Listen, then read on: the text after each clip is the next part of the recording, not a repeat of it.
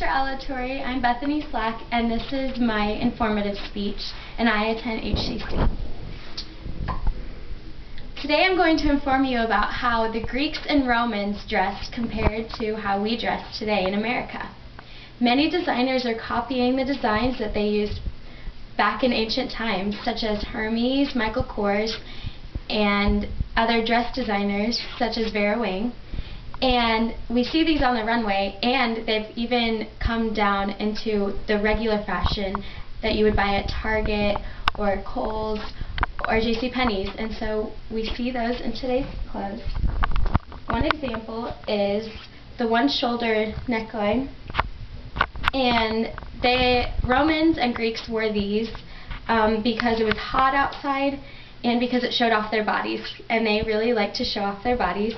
And they had these designs mostly on their goddesses, and they also dripped down into the queens and the royal ladies who wore these, and the peasants didn't, but they wore those. And today we wear those because it's a fashion statement and it's very trendy. And another example is the Jesus sandals, is what we call them sometimes.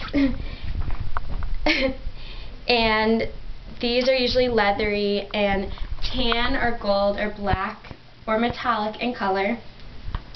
And this is reminiscent of the gladiator boots that they wore in Rome, and contrary to the Romans, the Greeks wore these for style.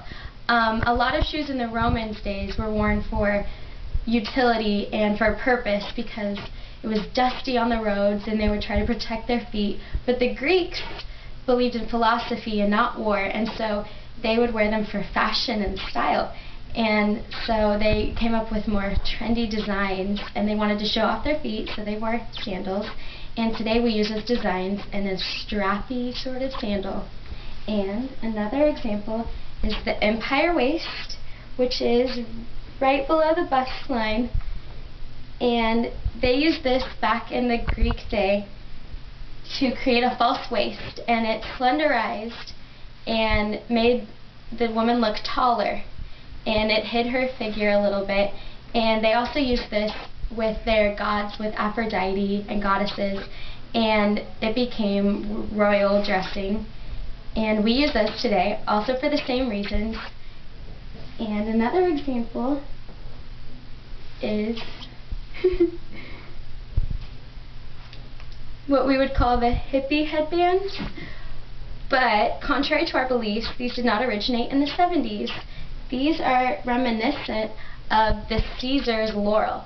Those were the laurels with little leaves on them that Caesar would wear, and we just took the leaves off because that's a little weird, and that's what we wear today. And one of my last examples is the shawl. They wore these back then. The Egyptians really originated this, and the Romans and Greeks copied it. And they would wear it as a shawl, but today we wear them as scarves. And this, mostly back then and today, is used just for style, because they didn't need to keep warm because it was hot. And my last example is